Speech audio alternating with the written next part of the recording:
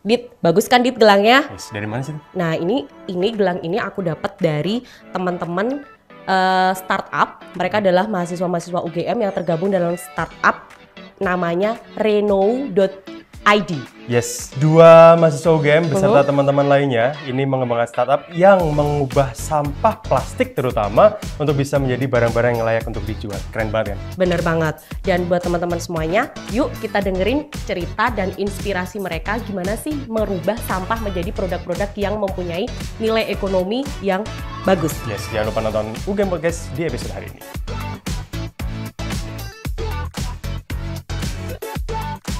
Dan sekarang di Studio Podcast kita sudah kedatangan para ranger-ranger yang sudah banyak membantu persoalan sampah, Mbak Astri ya. Ini sudah ada Alan sama Fikri. Boleh kenalan dulu dong. Alan dari mana Alan? Kenalin, aku Alan dari Fakultas Ekonomi dan Bisnis jurusan Manajemen. Manajemen. Angkatan? Ya, angkatan 2022. Oke. Dua-dua. Kalau Fikri? Kalau aku kenalin, aku Fikri dari Teknik Infrastruktur Lingkungan, angkatan 22 juga. Oke. Ya.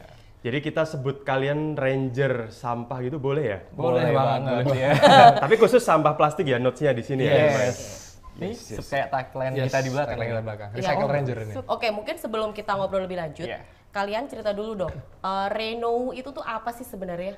Nah, Biar Oke, teman-teman oke, yang dengerin podcast kita tahu dong, Reno itu apa. Oke, mungkin untuk secara singkatnya, Reno ini kan perusahaan yang kita startup lah, mengolah plastik menjadi barang jadi. Contohnya furniture yang ada di depan kita ini. Yes. Ini kita ngolah limbah tutup botol menjadi kursi dan juga sisa-sisaan dari pemotongan itu akan kita gunakan untuk mengolah menjadi aksesoris seperti gelang ini. Salah satunya ini ya. Iya. Tapi memang dikhususkan untuk sampah plastik ya? Iya, sekarang untuk masih jenis sampah. HDPE.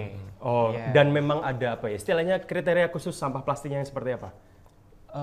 Asalkan jenisnya tuh HDPE kita bisa olah sih, gitu. HDPE itu yang HDPE kayak itu gimana? kayak tutup botol, terus botol-botol sampo gitu-gitu. Jadi yang Oke. high density. Jadi any kind of plastik Yang yang HDPE. HDPE Iya. yang misalnya kayak botol sampo, botol Kan minum, ada kodenya kayak tuh di gitu bawah ya. tuh, Oh, yang oke. angka 4 ya kalau nggak salah. Iya. Angka 4 HDPE. Terus awal mulanya dong cerita gimana sih sampai kepikiran kayak oh kita bikin ini aja nih Nah, guys. ini lucu nih. Ini dia. Di antara banyak peluang-peluang bikin bisnis Oke. yang lain kayak misalnya coffee shop, kayak gitu-gitu. Dan secara ini ya, kalian kan mahasiswa, sibuk sama kuliah dan lain sebagainya. Kok Yes. sampai kepikiran ke sini gitu? Nah, ini lucu nih. Ini lucu Mungkin nih. Alan dulu nih. Awas Oke. ya nggak ketawa. Oke, jadi gini nih. Yang pertama itu dulu aku semester 4 tuh pernah ngambil ya kita mata kuliah paketan kalau manajemen kan. Terus ada dosenku namanya Pak Lulu Lusiantoro. Shout out lah buat Pak Lulu. Pak Lulu thank ini waktu itu minta tolong kita untuk buat bisnis plan. Yang itu ada CSR-nya. Terus waktu itu teman-teman banyak lah yang bikin kayak A, B, C, D, E. Terus aku kepikiran untuk bikin perusahaan yang memang di sampah konsepnya pada saat itu. Kenapa? Karena pada saat itu itu kebetulan TPA Piungan itu baru ditutup. Oh, yang darurat sampah itu Iya, ya? darurat sampah. Oke, berarti ini mulainya tahun 2020 Oktober tahun lalu. 4 tahun lalu. Iya. Iya. Awal kalau misalnya kan semester 4 itu baru konsepting lah kita. Sampai mulai berjalannya itu di sekitar akhir tahun lalu. Begitu. Jadi waktu itu karena Pak Lulu minta tolong itu mulailah aku konsep bisnis ini. Nah, Fikri itu posting story waktu itu. Iya. Dia lagi ngolah sampah magot ya waktu Iya, itu. jadi tuh di departemenku ada kayak program kemasyarakatan gitu, namanya Serawung Desa. Nah itu tuh aku mengkonsep kayak pembuatan kandang maggot lah di daerah deket Obelix Hills. Oh, oke. Terus pada saat itu ya udah aku nge-SG aja kayak report lalala biasalah anak muda kan.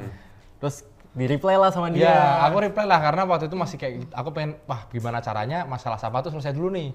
Gitu kan. Waktu itu akhirnya ketemu ide magot dulu pada saat awalnya. Terus akhirnya aku ketemu sama Fikri, kita ngobrol-ngobrol dan sebagainya, mulai konsepting bisnis idenya gimana. Akhirnya kita ketemulah sama si Reno ini gitu. Oke, Reno sendiri apa sih? Ada nggak artinya atau filosofinya? Nah, ini lagi nih. Jadi gini, kita tuh waktu itu kan aku sama Fikri ini bukan orang yang bisa kita bilang artistik lah. Kita nggak jago soal branding sebenarnya. Nah, waktu itu kita mikir apa ya Fikri? Apik karena nama Ri, nama Eko, nama apa Ya, itu udah pasaran banget, pasaran iya, banget, pasaran gitu kan. banget. Akhirnya kepikiran aku kan menggunakan teknologi kan, ChatGPT dan sebagainya, cari semuanya. Ketemu nama Renew dulu awalnya. Renew, tapi kok kayaknya kurang catchy ya Fik ya gitu kan. Habis itu Mas Fikri juga ngomong kayak yang iya silang kayak kurang catchy deh. Terus nek misalnya itu kita agak tweak dikit jadi ya. Reno gimana? Oh, wih masuk akal itu, bagus kan, kayak yang Reno. Kayak orang tuh bakalan lebih kayak oke satu kata aja gitu loh. Terakhir kita ketemulah tagline namanya Recycle, Rebirth, Renew. Gitu. Jadi plesetan ya Iya, dari iya, awalnya dari awal. Renew gitu ya. Renew jadi Renew. Renew. Oke. Tadi kan di awal siapa Alan juga nyebut ini kan kayak sebuah perusahaan. Berarti kalian punya karyawan sebetulnya? Untuk sekarang kita punya karyawan. Luar biasa. Berarti sudah berkembang jadi startup yang cukup besar berarti di sini ya? Kalau misalnya mau cukup besar mungkin itu taraf tiap orang beda-beda. Iya, Tapi kayak dari kita mungkin bisa consider untuk masih kelas mahasiswa itu udah lumayan oke lah. Gitu. Dan kita udah berbadan legal juga, udah PT. Wih keren. Belum ada 1 tahun ya berarti, baru Iya, mulai Oktober kurang lebih sekitar 2024. 2024. Berarti awalnya dari kalian diminta oleh dosen untuk yuk ikut andil mengurangi sampah ada di Jogja. CSR-nya gitu ya.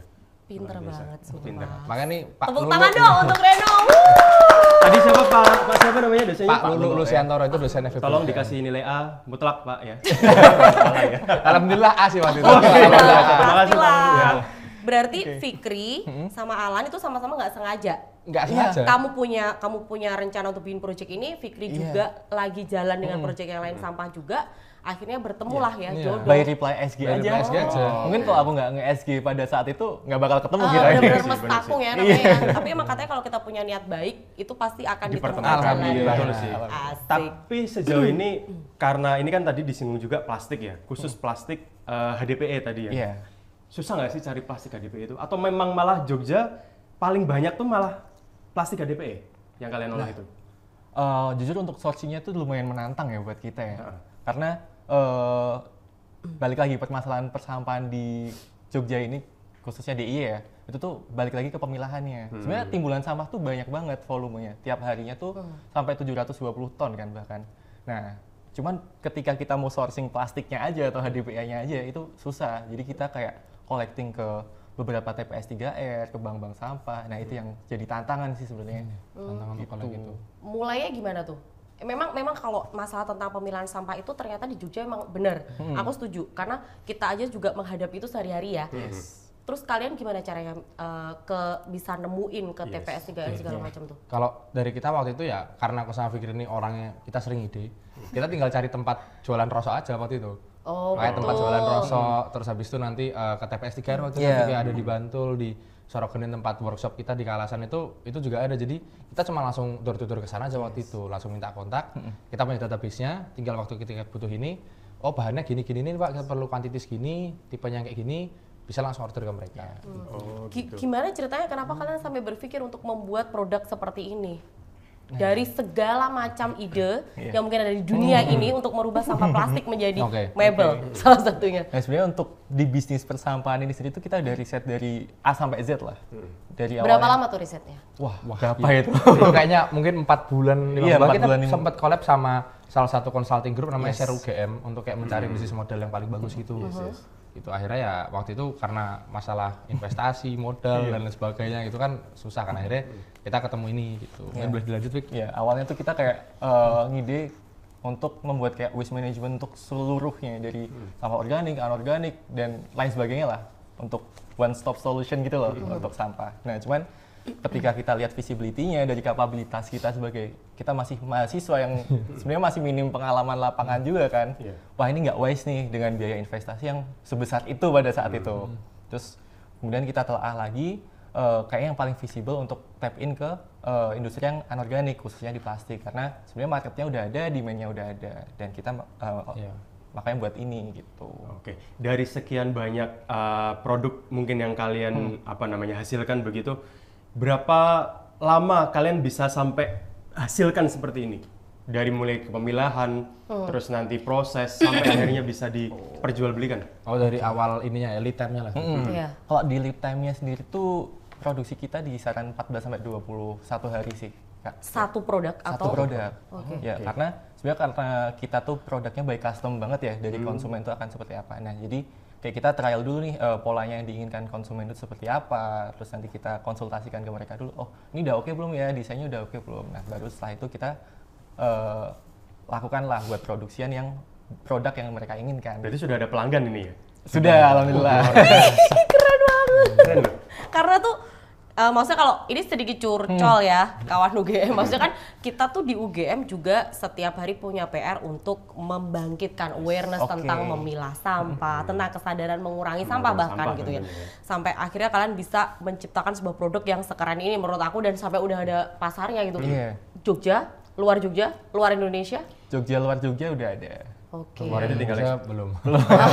Semoga ya sebentar lagi ya. Semoga, amin. Ini contoh ya, ini ada berapa jenis plastik sih yang kalian pakai untuk ini? Maksudnya misalnya kayak botol, beberapa botol minuman, beberapa botol shampoo kayak gitu-gitu. Oke. Mostly apa?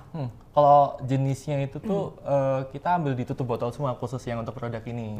Dari ini kan bisa dilihat ya coraknya kayak biru Warna-warni. tuanya ini. Brandnya udah pada ngerti ya, Oh, teman-teman Ini ya. beneran boleh nggak nih? Nggak usah. Oh nggak usah. Oke. Udah Yang tahu kan mungkin- jenis ya. minuman Iya, apa aja. iya. nih. Yang biru muda apa nih? Oke, gitu sih. Terus Oke. kalau satu produk ini ya di sekitaran 10 kilo sampai 11 kilo. Ini tutup botol, tutup botol. satu 10 sampai 11 kilo tutup botol untuk Iya. bikin satu produk ini. Yes, Ini kursi kan actually. Iya, actually. Oke. Kalian tadi kan bicara apa ya? Di ke pengepul gitu ya ibaratnya. Kalian beli di sana berarti untuk bahan-bahannya. Iya. Ya, untuk sekarang kita masih beli di situ. Oh, berapa kilo kalian harus beli sampai akhirnya jadi mungkin produk yang mungkin akan kalian jual gitu? Oke, kalau ini sebenarnya kita tergantung kebutuhan kita ya. Cuman kalau kita tuh jadi kayak sebelum ini menjadi barang seperti kursi kayak gini, teman-teman kita ngolah menjadi kayak triplek dulu. Jadi itu kita masukin satu mesin yang bisa ngepres plastik ini menjadi lelehan yang nanti akan keras lah. Nah, ini jadi kayak pengganti triplek itu yang nanti baru kita cetak menggunakan mesin CNC. Makanya ini bisa precise untuk diassemble. Begitu. Ini semuanya produksinya di Jogja. Di Jogja semua. Oh, oke. Kalau ini dari apa? Gelang. Nah, ini kalau dia. ini dia. Kan selalu akan ada pertanyaan kan kalau namanya pemotongan itu kalau kita tahu penggergajian itu pasti ada namanya serbuk-serbuk yang jadi Iya. sisa. Itu kebuang kan misalnya. Itu sama seperti plastik yang dimana ketika kita potong pasti ada serbuk-serbuk itu. Iya. Serbuk-serbuk itu kita apain? Kita jadikanlah gelang-gelang ini. Oh, Kita masukkan ke mesin. jadi hampir nggak ada yang tersisa ya? Iya. Jadi residu kita gunakan untuk nanti kita injek namanya, lalu menjadi produk-produk seperti gelang ini. Bisa jadi gelang, bisa jadi karabiner, bisa jadi pot ini bahkan cuma kita belum ada cetakannya. Masih banyak lah. Berarti ibaratnya dia tuh apa ya berkelanjutan ya. Mungkin maksudnya tuh dari hasil pengen buat ini ada sisanya dibikin ini. Yes. Iya. Bener ya? Jadi dari sampah diolah untuk bisa jadi barang yang berguna, tidak menimbulkan sampah lagi. Iya. Betul. Kayak filosofinya pohon kelapa tuh loh. Hampir semuanya bermanfaat. Bermanfaat, ya. ya. Betul, betul, betul. Terus kita udah ya, aku pengen nanya nih. Kalian kan masih student aktif toh? Oke, iya. Sudah selesai KKN. Sudah barusan kemarin. Kebetulan satu tim. Iya, betul kebetulan kan? satu tim. Nah, apa namanya? Tantangan kalian nih menjalankan bisnis Oke. sambil kuliah. Oke. Oke. Mungkin dari Cerita dia dulu. coba bagi ke Oke, siap. teman-teman. Mungkin kalau bagi diriku dulu ya, kalau aku kan dari klaster sosum, Fikri dari klaster teknik, jadi mungkin pertanyaan ini akan lebih cocok ke klaster teknik. Kenapa? Sama Karena kalau di klaster sosum itu jujur aja kalau di manajemen kita emang banyak senggangnya dan emang banyak yang bergesekan dengan bisnis kan. Lalu di semester lalu tuh aku mengambil namanya matkul kepemimpinan wirausaha. Jadi project ini aku jadikan transfer konversi SKS gitu. Jadi lebih santai lah hitungannya. Nah, kalau Fikri mungkin monggo Fikri. Nah, Oh jadi ini proyek kamu ini dapat konversi SKS? dapat konversi SKS juga nih dari iya? FEB. Iya. curang sih emang. Ya, dia tuh mau ngecek kamu. Kayaknya teknik tuh banyak laprak gitu. Dia mau bilang kayak gitu sebenarnya. Iya. Jujur kan kita mulai di semester 5 ya untuk riset. Itu semester 5 6 tuh kayak pik-piknya anak teknik lah. Iya. Semester ya lagi hektik-hektiknya. Nah, itu jujur apa ya? Tantangan terbesar tuh malah ketika ya dari tekniknya banyak tugas, khususnya jurusanku ya. Terus habis itu di sisi lain aku harus mengurus dari riset, dari development produk dan lain-lain gitu. Sama ini sih kayak jujur selama awal mulai bisnis sama Alan itu tuh ngebalancein antara sisi sosum dengan sisi saintek tuh agak susah nih. Susah ya. Kayak kadang aduh bisnis banget, padahal aku anak teknik jadi kayak praktikalnya kurang nih di teknikku, di scopeku gitu. Terus akhirnya ngejar lagi di tekniknya, tapi nanti ini hilang gitu. Gak kepikiran pindah jurusan? Ah itu udah tahun ketiga tak masalahnya. Keempat ini keempat. Gak mau lulus lagi, gak mungkin ya kepikirannya.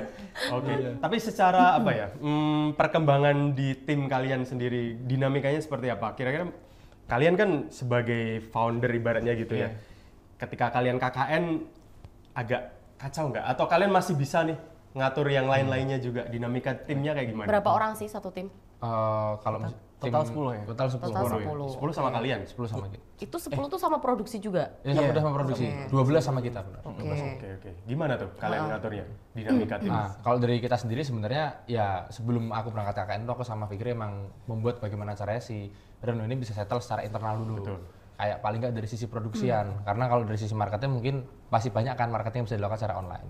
Gitu. Nah, dari situ secara dinamikanya pun kita tuh selalu ada kayak teman-teman di bawah kita dan bahkan kita pun juga bikin kayak rencana kerja bulanan dan evaluasi bulanan yang mana itu wajib dikumpulkan. Nah, lalu ini juga belum lama ini kita baru implementasiin ya absensi lah yang kayak lebih detail secara laporan kerjaan. Kenapa? Biar apa? Biar kita tuh bisa tahu nih kira-kira teman-teman ini beneran efektif nggak kerjanya. Kalau enggak itu berarti terhitung sebagai absen. Nah, itu kan jadi lebih lebih strict lah kitanya karena ketika kita KKN itu 50 hari banyak hal yang pasti akan By online begitu. Sehari-hari kalian tuh ngantor di satu tempat gitu atau remote atau gimana kerjanya? Kalau ini Kalau boleh tahu sebenarnya aja sih. tergantung karena kalau sekarang di produksian itu kita udah bisa lepas tangan sebenarnya karena udah ada kepala produksinya kan. Nah, kalau aku sama Fikri karena di workshop kita tuh kan ada kantor, cuman itu satu belum kita pasang AC. Jadi dua masih kayak pakai meja-meja gitu masih biasa lah. Terus kayak aku sama Fikri masih sering ke area UGM sini, kita ke kafe gitu. Karena nggak tahu kenapa ideation-nya tuh lebih enak. Karena kan kita lebih ke founder dan co-founder ya. Kita nggak terlalu mengurus yang hal-hal detail secara teknis harian begitu. Betul. Tapi ini kan soal sampah ya. Sekali lagi mungkin sampah di Jogja kan ya lumayan bikin ngeri-ngeri sedep gitu. Kalian dinotis nggak sih sama pemerintah daerah setempat tuh? Nah, kebetulan banget nih. Dirimu apa diriku Ki? Kamu aja. Oke, siap. Nah, jadi Aku ya. Nah, jadi gini, kita tadi barusan jam setengah 9 pagi itu ke kantor DLA Sleman, ketemu dengan kepala dinasnya. Karena kita tuh sekarang emang meskipun kita sedang menjalankan Reno ini, sebenarnya PT yang kita jalankan itu kita memang pengen nge-tackle semua masalah gitu loh nantinya.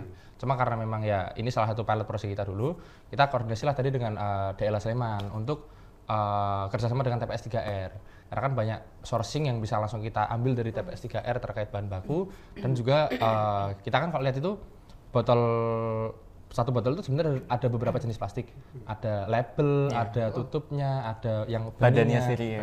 Nah, untuk sekarang tuh kita tutupnya itu emang kita olah. Nah, untuk si yang beningnya itu kita press lalu kita kirim ke pabrik rekanan kita, begitu yang ada di Jawa Tengah, Jawa Timur. Nah, jadi kita kolaborasi sama Dinas Lingkungan Hidup Sleman untuk sementara.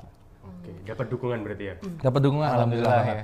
Oke, aku tuh baru mau nanya, ini tim kalian itu isinya semuanya masih mahasiswa atau beragam? Nah, untuk yang udah profesional itu baru satu sebenarnya di product designer kita, karena memang itu perlu hal teknis banget, ini kayak biar nggak ada miss-nya. Cuman untuk kayak teman-teman dari marketing pun juga masih mahasiswa terus Rata-rata mahasiswa UGM? Mahasiswa UGM rata-rata.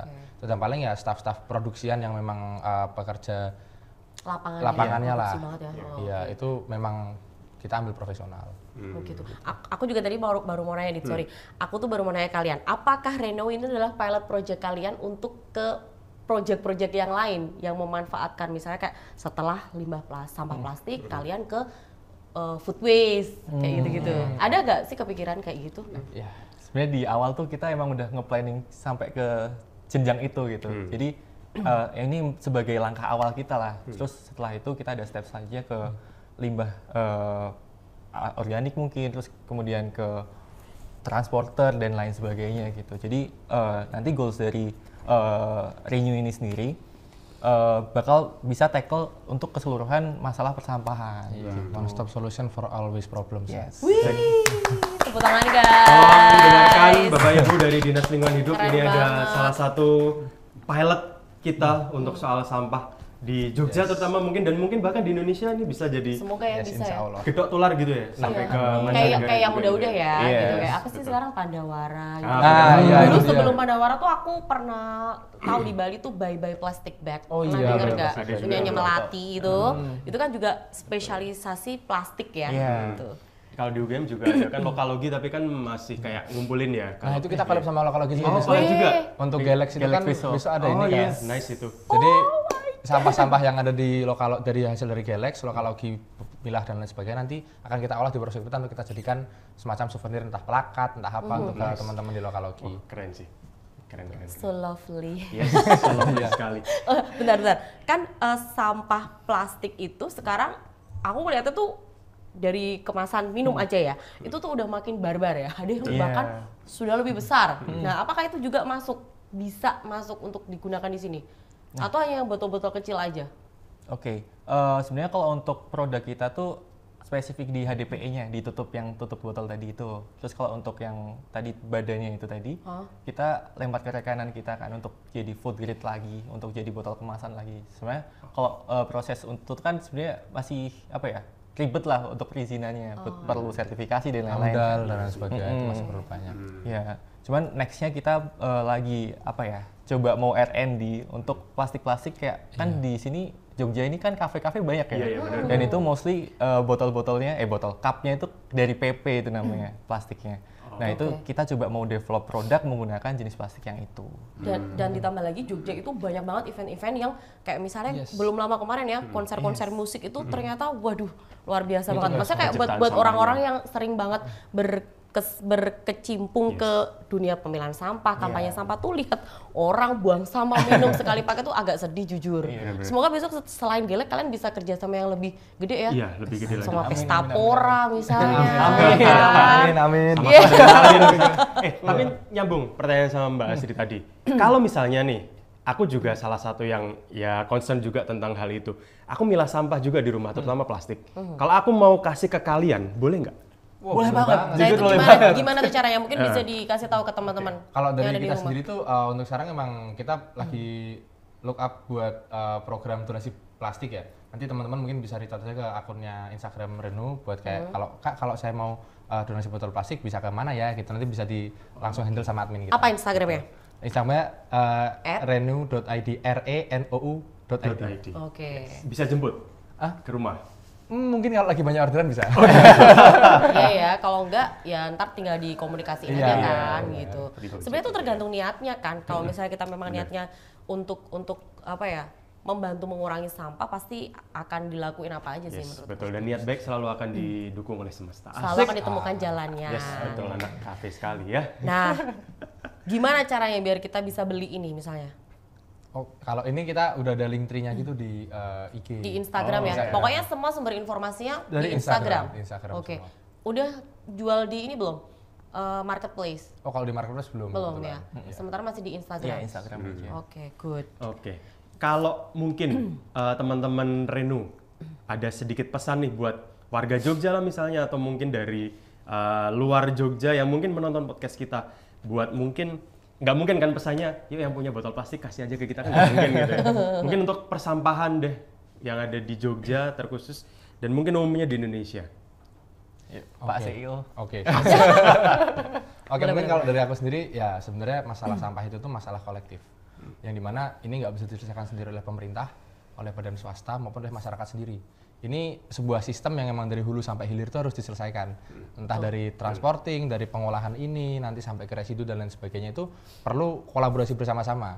Nah, menurut saya, teman-teman mungkin yang lihat podcast ini yang sekiranya belum bisa memilah sendiri, belum bisa buat bisnis sendiri, paling nggak bisa raise awareness dulu. Karena the least that we can do adalah raise awareness. Betul. So lovely. Again and again. By the way, tutup botol susu boleh? Oh, boleh. Iya kan? Iya, itu kayaknya juga ada. Ini agak gak nyambung sih, tapi aku nyela aja karena aku tuh di rumah sering bikin kopi. Nah, sampah susu fresh milk itu yang saya kan hanya rumahan ya, itu aja tuh banyak gitu loh. Apalagi sekarang dengan menjamurnya toko-toko kopi di Jogja gitu ya. Semoga itu bisa menjadi salah satu solusi juga gitu. Aku berharap juga ya nextnya semoga kalian bisa ini sekerdus-kerdusnya susu itu bisa dimanfaatin ya next time. Amin.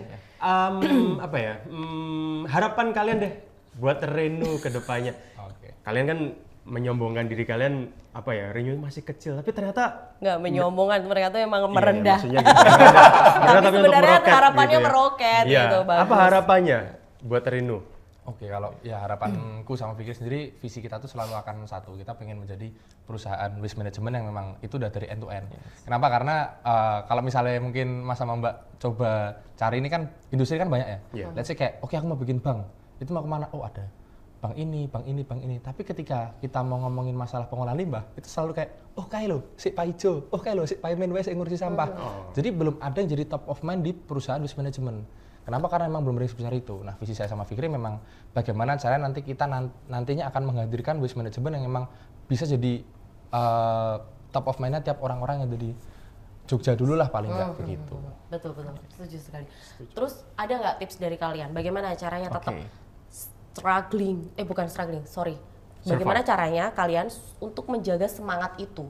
Ngomongin tentang sampah itu tuh sesuatu yang butuh semangat yang harus selalu dijaga gitu. Mungkin ada nggak selain sampah? Gimana caranya biar ketika kalian bikin startup atau kalian akan bikin project yang kaitannya dengan sosial ataupun yang lainnya tuh tetap semangatnya terjaga gitu. Biar teman-teman terinspirasi. Ya kalau dari aku sendiri jelas karena kebetulan aku emang suka bikin bisnis. Aku udah seneng lah kalau misal dari SMA kuliah tuh emang suka kalau ngomongin soal project. Itu menurutku karena aku masih kuliah aja jadi kayak selama 4 tahun ini kan kita masih banyak nothing tulus ya, kayak ketika kita beneran bikin startup dan akhirnya fail pun kita juga masih bisa kalau ada kemungkinan untuk kerja. Dan juga ketika kita fail pun kita masih bisa tidur di bangunan gitu kan, jadi kayak masih nggak ada nothing tulus lah. Makanya kayak selama 4 tahun ini ya saya memang berusaha gimana caranya menjaga 4 tahun ini jangan sampai sia-sia gitu, karena once saya lulus opsinya cuma 2, entah saya mau kerja atau saya mau jadi entrepreneur. Oke. Good, Alan. Kalau Fikri? Kalau aku sih ini ya take any opportunity yang ada aja sih. Jadi kayak jujur aku sama Alan tuh orangnya yang kayak butuh suatu hal yang baru terus gitu loh. Jadi ketika kita mengerjakan sebuah project itu nggak bosen jadinya. Oh ada something new lagi. Dan itu yang membuat kita ya sampai titik ini gitu. Oh gitu. Dan sampah nggak ada habisnya, Fikri. Iya.